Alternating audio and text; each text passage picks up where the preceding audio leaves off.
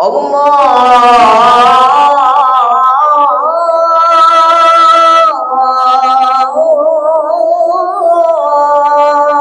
Akbar.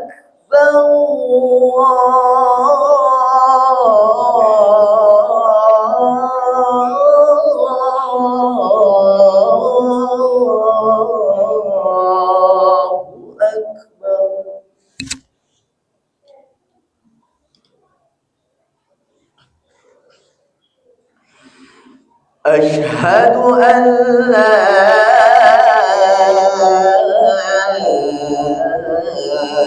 إله إلا الله.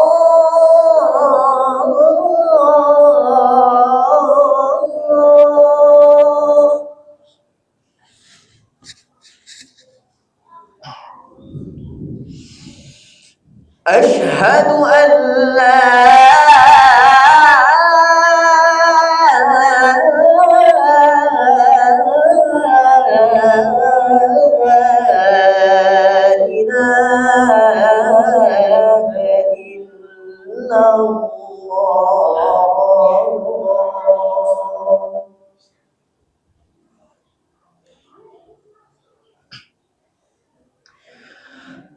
أشهد أن محمدًا رسول الله.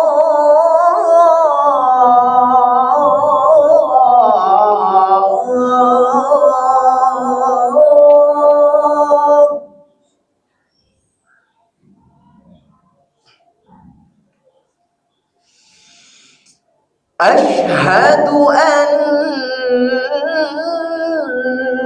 محمدًا رسول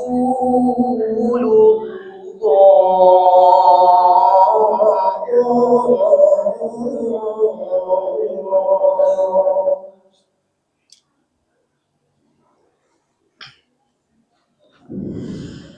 حي على الصلاة.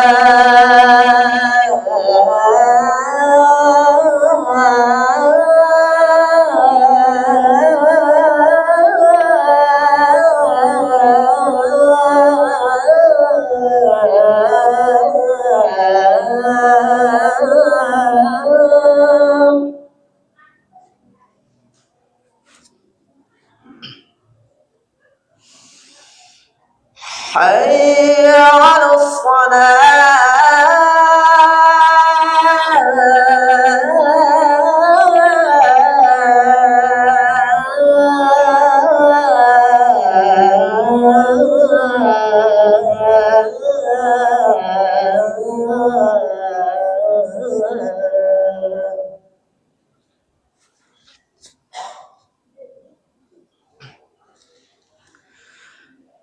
حي على الفلاح.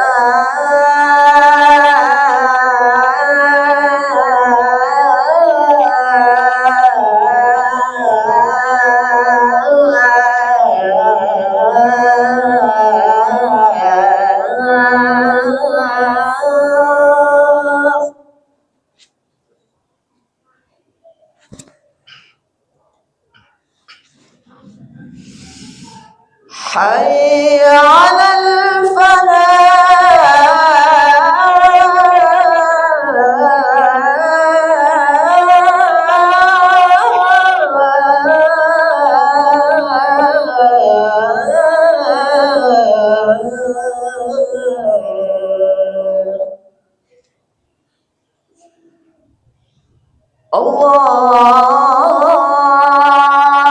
الله أكبر.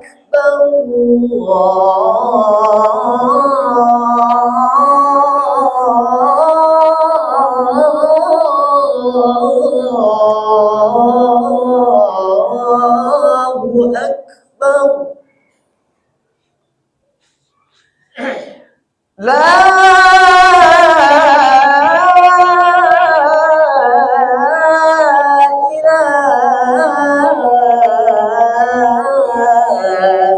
إلا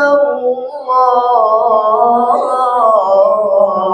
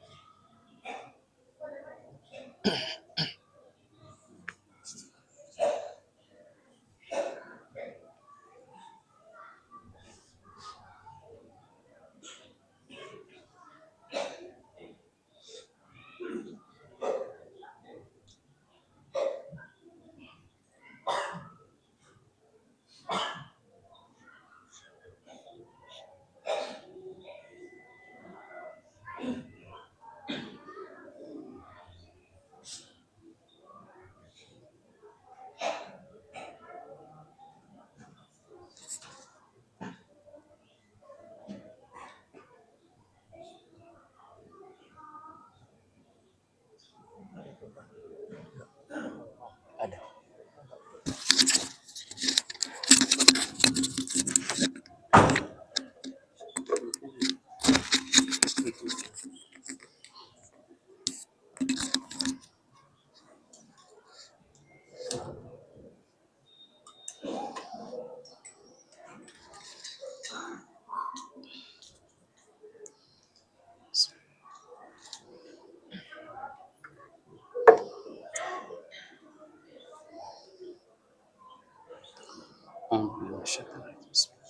Assalamualaikum warahmatullahi wabarakatuh. Alhamdulillahirabbil alamin wassalatu wassalamu ala asrofil anbiya'i wal mursalin wa ala alihi washabihi ajmain. Asyhadu an la ilaha illallah wa asyhadu anna Muhammadan abduhu wa rasuluh, amma ba'du.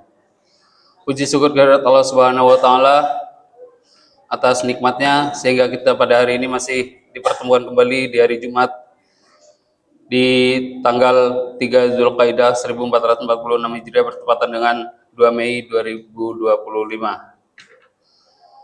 Sebelum khatib naik ke mimbar, izinkanlah kami menyampaikan beberapa informasi, yaitu diantaranya satu, petugas Jumat pada hari ini. Adapun khatib yang bertugas, insya Allah akan disampaikan oleh Al-Ustadz Naim Zubairi. Alhamdulillah beliau telah berada di tengah-tengah kita. Yang bertindak sebagai imam adalah Ustadz Haji Zaidin Abadi, dan yang bertindak sebagai Bilal adalah Saudara Ridho. Adapun informasi berikutnya itu laporan kas infak Masjid Besar Al-Azhar saldo akhir sampai di minggu lalu tanggal 25 April sebesar Rp24.166.500. Adapun perincian-perinciannya telah kami tampilkan di papan informasi yang berada di samping pintu keluar masuk di bagian dalam dan di monitor yang ada di depan para jamaah semuanya. Untuk infak Jumat minggu lalu, untuk biaya-biaya operasional ataupun pemasukan, laporan kas anak yatim dan sebagainya telah kami tampilkan di situ. Jadi bagi para jamaah yang ingin mengetahui informasi lebih jelasnya telah kami sediakan di situ. Adapun informasi tambahan di sini mengenai kurban. Kami dari panitia kurban Masjid Besar Al-Azhar sudah mulai menerima dan menyalurkan hewan kurban insya Allah. Adapun hewan kurban yang sebelumnya sebesar Rp3.500.000 per jiwa menjadi Rp3.400.000 per jiwa dengan berat sapi yang sama. Alhamdulillah sampai saat ini sudah terkumpul 5 ekor sapi. Bagi jamaah yang ingin berdonasi bersedekah untuk kas infak masjid untuk anak yatim maupun berkurban, bisa menghubungi pengurus DKM Masjid Besar Al-Azhar ataupun dapat mentransfer langsung ke rekening Bank BSI dengan nomor 777898778 dan rekening BRK dengan nomor 13043011385 atas nama Masjid Besar Al-Azhar, serta mengkonfirmasikan kepada kami petugas Masjid Besar Al-Azhar. Kami atas nama pengurus juga mengucapkan alhamdulillah, terima kasih, jazakumullah khairan atas keikhlasan para jamaah yang telah menyisihkan sebagian rezekinya di jalan Allah untuk kemakmuran Masjid Besar Al-Azhar yang kita cintai ini. Semoga Allah Subhanahu wa taala membalas dengan balasan sebaik-baik di sisinya. Amin ya rabbal alamin. Demikianlah yang dapat kami sampaikan. Terlebih terkurangnya mohon maaf. Terima kasih atas perhatiannya. Billahi taufiq wal hidayah. Wassalamualaikum warahmatullahi wabarakatuh.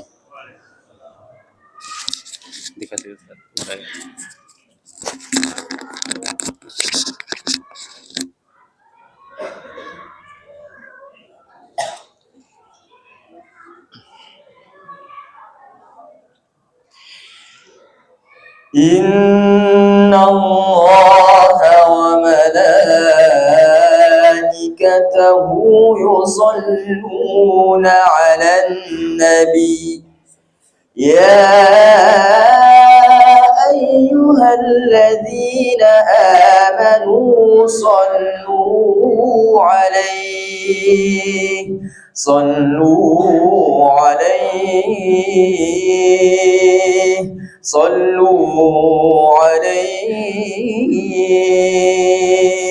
صلوا عليه وسلموا تسليما.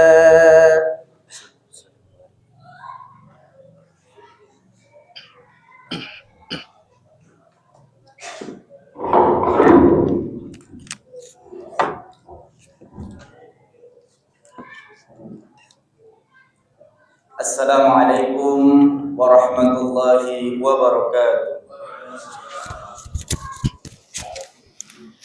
Allahu Akbar, Allahu Akbar, Allahu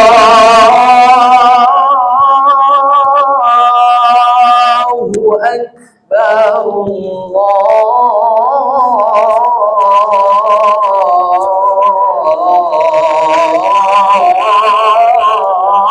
Akbar. أشهد أن لا إله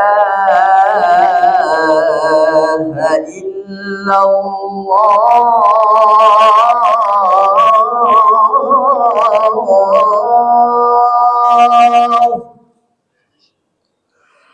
أشهد أن لا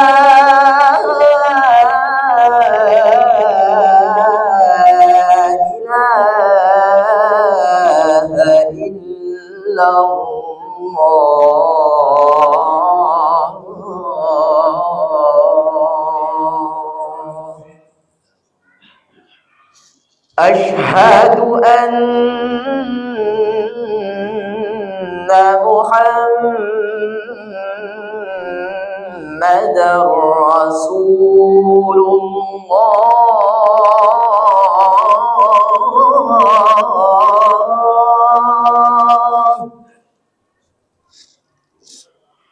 أشهد أن محمدًا رسول الله.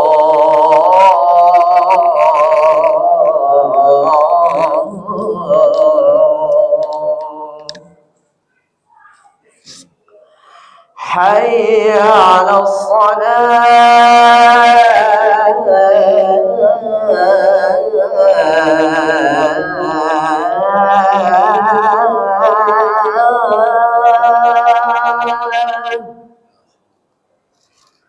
حي على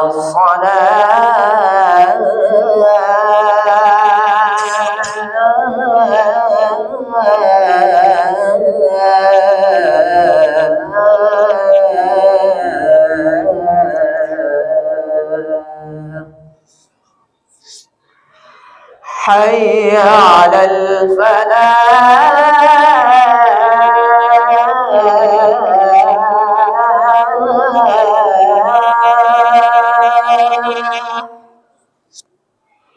حي على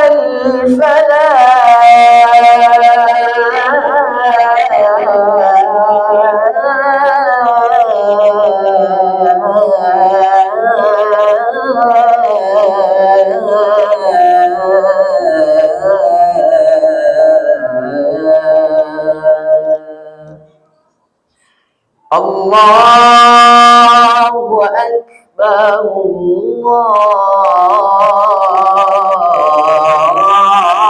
الله أكبر. لا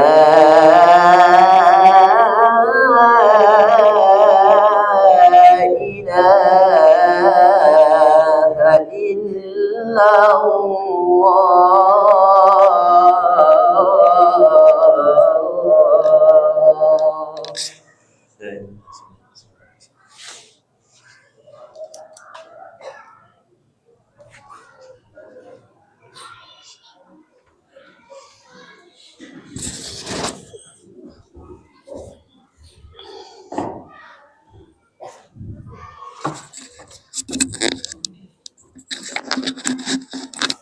Alhamdulillah. Alhamdulillahil jabbaril qahar. Alhamdulillahil ghaffaris sahtar. Wassalatu wassalamu ala nabiyyil muhtar wa ala alihi wa sahbihi wa man tabi'ahum bi ihsanin ila yaumil mahsyar. Ashhadu an la ilaha illallah wa ashhadu anna sayyidana Muhammadan abduhu wa rasuluh. Allahumma fasalli wa sallim wa karim wa barik ala sayyidina Muhammadin wa ala alihi wa sahbihi ajma'in. Faya ma'asyiral muslimin, usikum jami'an wa nafsi bi taqwallah, faqad fazal muttaqun. Qala Allah ta'ala fil Qur'anil azim, a'udzu billahi minasy syaithanir rajim. Ya ayyuhalladzina amanu taqullaha haqqa tuqatih wa la tamutunna illa wa antum muslimun. Syahadatul habaib as-surafa wa sa'adatul ulama'il fudala wa jami'il hadirin rahimakumullah. Tidak adalah kata yang paling pantas, yang paling layak, yang paling indah, yang merupakan bagian dari kewajiban orang-orang beriman dalam setiap aktivitasnya, dalam setiap pergerakan langkah kakinya, bahkan dalam setiap helaan nafasnya, melainkan selalu dan selalu mengucapkan rasa syukur kepada Allah. Alhamdulillah, di hari yang baik ini kembali dan kembali Allah Subhanahu wa ta'ala menghadirkan kita dalam satu majelis yang baik, di tempat yang baik, di sekeliling orang-orang baik. Tentu menjadi doa dan harapan bagi kita semua, semoga asbab hadirnya kita pada siang yang baik ini, kelak kita semua dapat dikembalikan kepada tempat kembali yang terbaik, yakni surganya Allah Subhanahu wa ta'ala. Karena hadirin yang dimuliakan oleh Allah Subhanahu wa ta'ala, penting untuk selalu menjadi bahan introspeksi bagi diri kita, bahwasanya sebelum datangnya hari yang mulia ini, hari yang agung ini, hari yang istimewa, hari Jumat, ada begitu banyak hamba Allah, ada begitu banyak umat Rasulullah sallallahu alaihi wasallam yang mereka bercita-cita, berkeinginan manakala hari Jumat, hari yang mulia itu datang, mereka bertekad untuk dapat hadir ke masjid-masjidnya Allah. Mereka berniat untuk datang ke rumah-rumahnya Allah agar bisa menyempurnakan ibadahnya kepada Allah. Namun hadirin yang dimuliakan oleh Allah, ketika siang yang mulia ini telah datang, ada berapa banyak pula hamba Allah, umat daripada Rasulullah sallallahu alaihi wasallam yang masih disibukkan oleh urusan-urusan dunianya sehingga tak mampu melangkahkan kakinya menuju rumah Allah. Atau bahkan hadirin, sebelum datangnya hari yang mulia ini, tubuh itu kuat gagah perkasa, tetapi siang hari ini terbaring lemah lesu tak berdaya di ranjang-ranjang rumah sakit. Maka kita yang masih dititipkan kenikmatan oleh Allah, layak, pantas dan wajib senantiasa mengucapkan rasa syukur kepada Allah Subhanahu wa ta'ala. Hadirin jamaah Jumat yang dimuliakan oleh Allah Subhanahu wa ta'ala, pada kesempatan Jumat yang mulia ini, tidak banyak yang ingin khotib sampaikan. Khotib hanya ingin kembali mengulang-ulang apa yang selalu dan selalu disampaikan dan diingatkan oleh para tuan-tuan guru yang mulia. Yang pertama, khotib ingin mengingatkan dan mengajak kepada kita semua, mari sama-sama kita meningkatkan kualitas ketakwaan kita kepada Allah. Pada definisi takwa yang dikemukakan oleh salafun saleh kita, menjalankan segala perintah Allah dan meninggalkan segala larangannya. Apa yang Allah perintahkan, mari sama-sama kita maksimalkan. Apa yang Allah larangkan, mesti kita tinggalkan. Jangan mentapi-tapikan segala apa yang telah ditetapkan oleh Allah dan Rasulnya. Selanjutnya, khatib juga ingin mengingat pentingnya mendengarkan khutbah dalam pelaksanaan ibadah Jumat. Mari kita dengarkan khutbah Jumat ini dengan penuh seksama, dengan penuh kerendahan hati, sehingga apa yang khatib sampaikan dapat masuk ke dalam hati kita, menjadi pembelajaran untuk diri kita, bisa kita amalkan dan kita sampaikan kepada saudara-saudara kita yang barangkali berhalangan hadir pada kesempatan Jumat yang mulia ini. Hadirin jamaah Jumat yang dimuliakan oleh Allah Subhanahu wa ta'ala, Islam hadirin sebagai sebuah agama yang telah kita pilih. Islam sebagai sebuah agama juga merupakan sebuah identitas bagi orang-orang yang telah memilihnya sebagai sebuah agama. Sebagai sebuah identitas, tentu Islam memiliki ciri khas memiliki karakter yang akan menjadi pembeda antara orang-orang yang memilih Islam sebagai agamanya dan orang-orang yang tidak memilih Islam sebagai agamanya. Islam sebagai sebuah identitas, hadirin, tentu memiliki ciri khas, memiliki karakter yang menjadi pemisah antara orang-orang yang berada di lingkaran Islam dan orang-orang yang berada di luar lingkaran Islam. Karena telah menjadi sebuah kebiasaan, setiap identitas pasti memiliki ciri khas dan karakter yang membedakan antara orang yang memilih identitas tersebut dengan orang yang tidak memilih identitas tersebut. Kita ambil contoh, jika hari ini ada satu orang manusia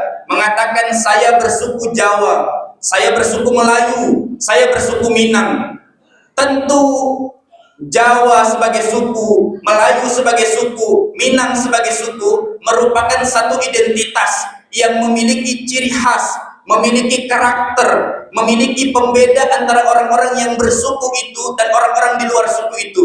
Sebagai contoh, orang yang mengaku bersuku Jawa, salah satu identitasnya orang tersebut tentu mampu berbahasa Jawa, karena itu merupakan ciri dan karakternya orang Jawa. Begitu juga Islam sebagai sebuah agama, hadirin, dia merupakan identitas yang memiliki pembeda yang dijelaskan oleh baginda Nabi SAW dalam salah satu hadisnya.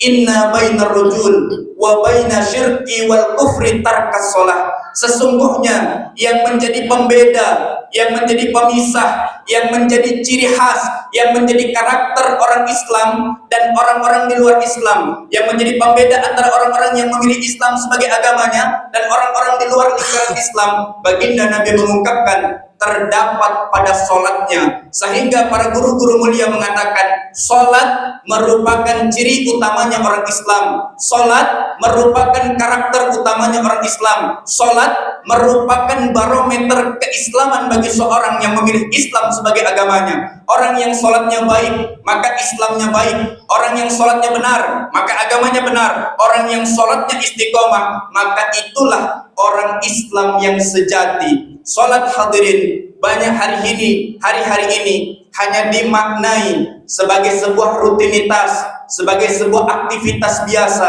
Padahal sholat dikemukakan oleh para ulama-ulama memiliki pemaknaan yang begitu mendalam. Sholat merupakan satu prosesi di mana seorang hamba menyembah kepada Rabb-Nya. Sholat merupakan satu prosesi di mana seorang hamba merendahkan dirinya atas Allah Subhanahu wa Ta'ala yang telah melimpahkan aneka ragam kenikmatan demi kenikmatan kepada orang tersebut. Sholat, hadirin, merupakan ciri utamanya orang Islam. Maka siapa orang yang memilih Islam sebagai agamanya, tidak ada pilihan, tapi dia berkewajiban untuk senantiasa mengistiqomahkan dirinya melaksanakan sholat. Hadirin jamaah Jumat yang dimuliakan oleh Allah Subhanahu wa Ta'ala, para ulama-ulama terdahulu, hadirin, selalu memberikan pengingatan tentang betapa pentingnya sholat, betapa utamanya sholat bagi orang-orang Islam. Bahkan salah seorang guru kami yang mulia mengatakan, kecelakaan terbesar bagi seorang hamba Allah, bagi seorang muslim, bagi seorang Islam adalah manakala dia gemar selalu meninggalkan sholat.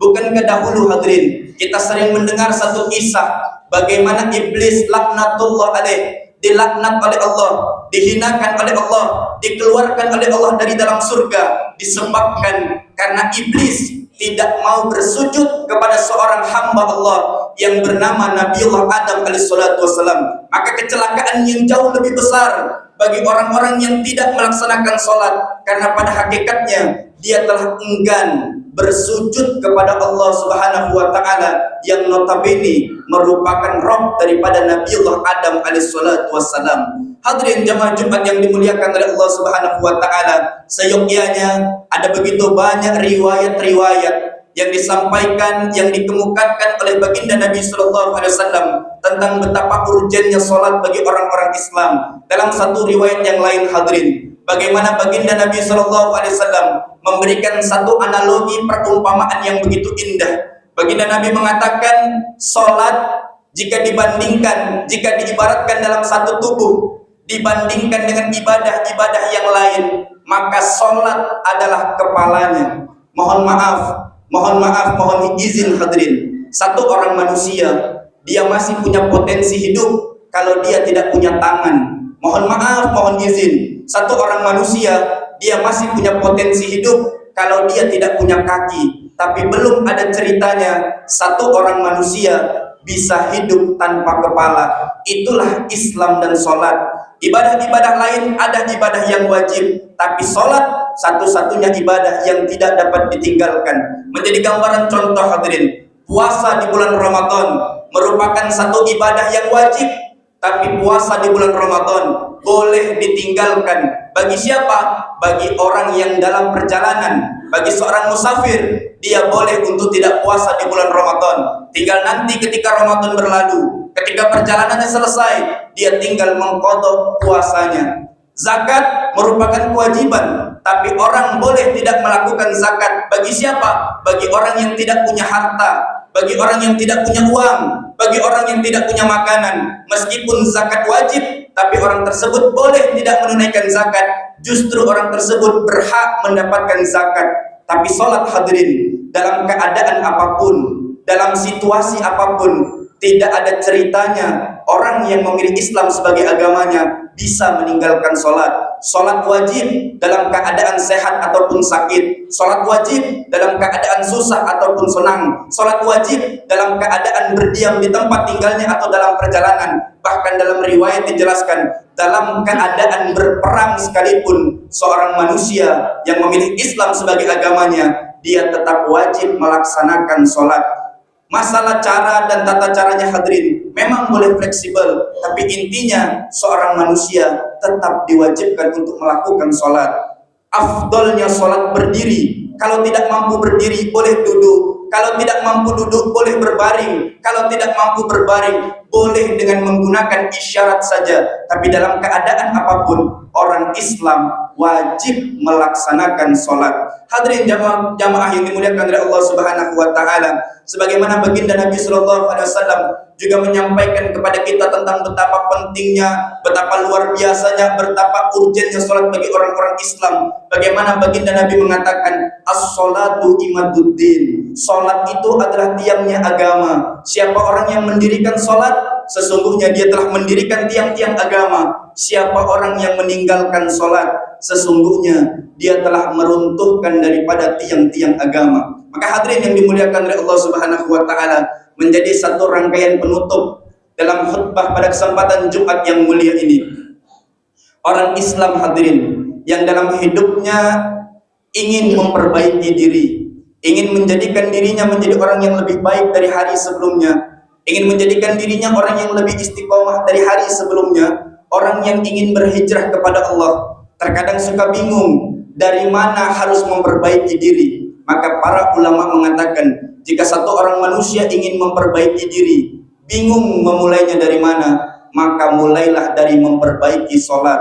Orang yang memperbaiki kualitas sholatnya akan diperbaiki kualitas hidupnya oleh Allah Subhanahu wa taala. Orang yang dahulu terjerat dalam dosa dan kesalahan, orang yang dahulu terjerat dalam kemaksiatan, jika dia ingin merubah dirinya, mulailah dari memperbaiki sholat. Karena Allah berjanji di dalam Al-Quran, inna sholata tanha anil fahsya'i wal munkar. Sesungguhnya orang yang sholatnya baik, yang sholatnya benar, yang sholatnya istiqomah, akan dibentengi oleh Allah, terhindar dari perbuatan fahsya dan perbuatan mungkar. Salah seorang guru kami, seorang ahli tafsir pada bidang kebahasaan, mengemukakan makna fahsya dan mungkar. Beliau katakan, fahsya dan mungkar adalah dua dosa besar, tapi fahsya adalah dosa besar yang kaitan hubungannya dengan dosa-dosa yang berhubungan dengan seksualitas.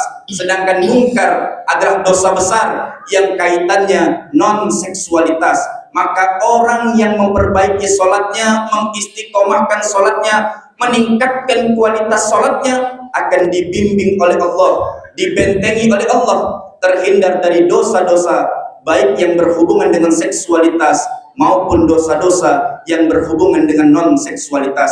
Demikianlah hadirin khutbah pada kesempatan Jumat yang mulia ini. Semoga yang sedikit ini dapat menambah keimanan kita kepada Allah, meningkatkan kecintaan kita kepada Rasulullah, dan dapat menjadikan kita semua orang-orang beruntung, orang-orang yang siang hari ini berkumpul di dunia, kelak bisa kembali berkumpul di dalam satu majelis yang jauh lebih besar bersama Rasulullah di dalam surganya Allah Subhanahu wa taala.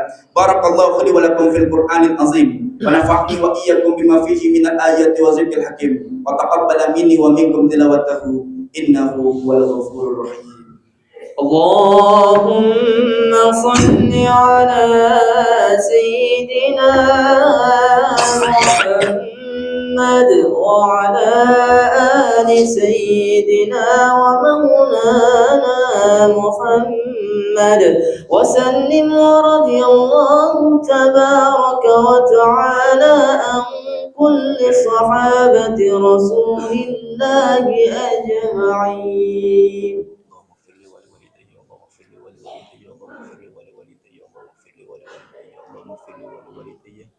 اللهم اغفر لي ولوالدي وارحمهما كما ربياني صغيرا.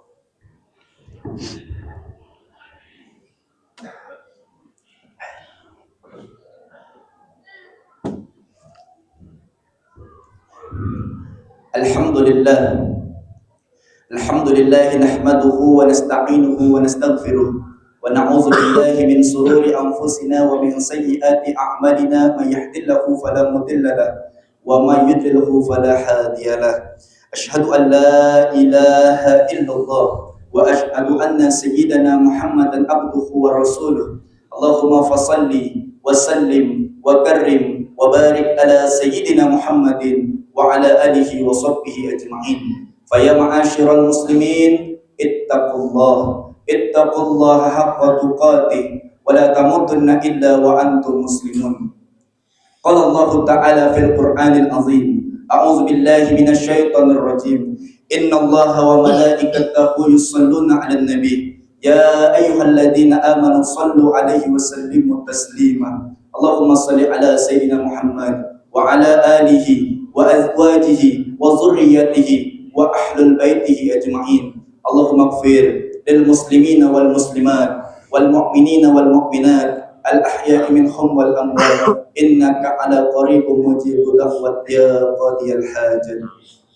Allahumma innaka afuwwun karim tuhibbul afwa fa'fu anna ya karim. Allahumma a'idal islam wal muslimin. Allahumma ansuril mujahidina fi Palestin. Allahumma ansuril mujahidina fi Palestin. Allahumma ansuril mujahidina fi Palestin. Allahumma sallimna ya Rabb, sallimna ummata sayyidina Muhammad fi hadzal makan, fi hadzal baldah, fi hadzal qaryah, fi hadzal jamaah ya Allah. Rabbana atina fid dunya hasanah wa fil akhirati hasanah wa qina azabannar. Ibadallah, innallaha ya'muru bil adli wal ihsan wa ita'i dzil qurba wa yanha 'anil fahsya'i wal munkari wal baghi. Ya'izukum la'allakum tazakkarun wa la dzikrullahi akbar. Aqimis shalah.